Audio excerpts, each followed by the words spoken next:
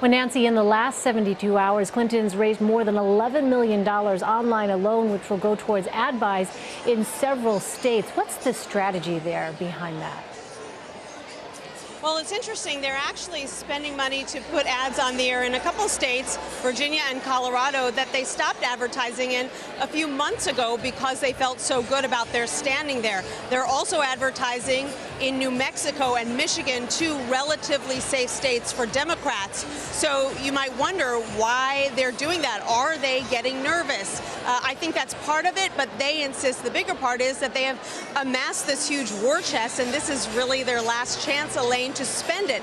They don't want the race to be tighter than they expect next Tuesday and say to themselves, gosh, we had $20 million sitting in the bank. Why didn't we use some of that? We'd be feeling so much more comfortable right now, especially because they see Donald Trump, who is looking for a path to 270, start to go into some of these states, like New Mexico, which he did the other day, like Michigan.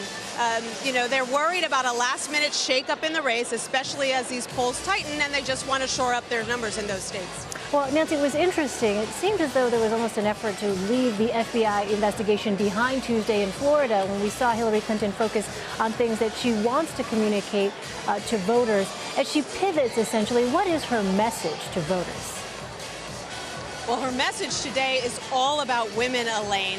She was introduced at her first event in Dade City by none other than Alicia Machado, the former Miss Universe, who became the subject of so much discussion after the first debate when Clinton brought up some of the things that Donald Trump had said about Machado after she put on a little bit of weight. And then Clinton really threw the book at Trump, saying that he doesn't view women as full human beings, that the fact that he was even able to find fault in the way Miss Universe looks shows that he is obsessed with the way that women look.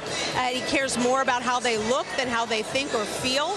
She said that he is fighting what parents are trying to teach their little boys and girls. The reason that she is focusing so heavily on this topic in the final week of the race, Elaine, and we are going to hear this day after day, is frankly because women make up more than half of the electorate, and everybody who isn't a woman has a woman as a mother or a sister or a wife, as a daughter, and can connect with the notion of putting women down. And frankly, Donald Trump has given Hillary Clinton a lot of material to work with on this front. So it is, I'd say, between this and talking about nuclear weapons and the fact that he can't be trusted with the nuclear codes, these are really the two biggest topics that she is addressing in her closing argument in this final week. We'll see how those lines of attack work. You mentioned the polls tightening earlier, Nancy. In these final days, the race does appear to be tightening. A new ABC News Washington Post poll shows Trump leading by 1 point. Any indication at all, Nancy, whether that dip is tied to the FBI's investigation? And how is the campaign working to bump up enthusiasm in this final stretch?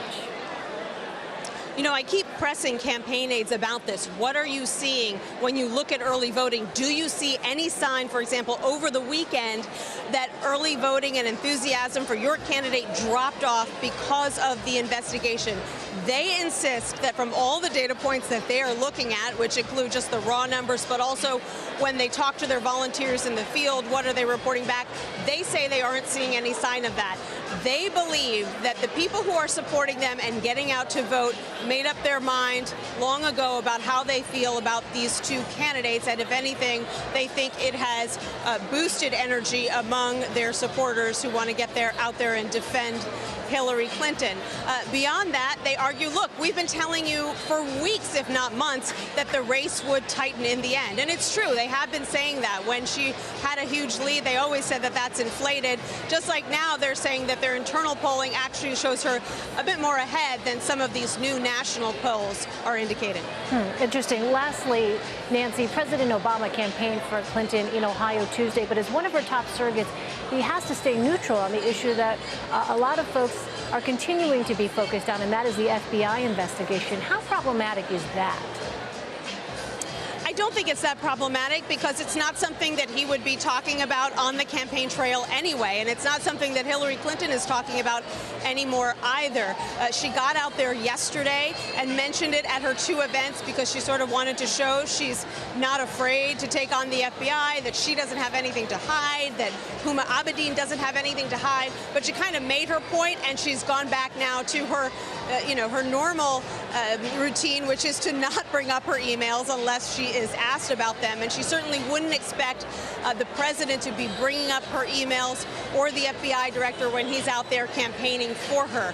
So I think the Clinton campaign is pleased that they've got a lot of other Democrats out there who are saying that the FBI director was in the wrong, even some Republicans saying that, and they don't feel that they also need the president to be weighing in on that as well. They think that he serves a different purpose, revving up voters in some of these battleground states. They say there's no battleground state they can't and won't send him to.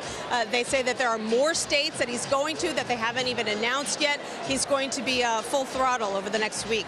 All right. Nancy Cordes reporting from Florida for us. Nancy, thank you. You're welcome, Elaine.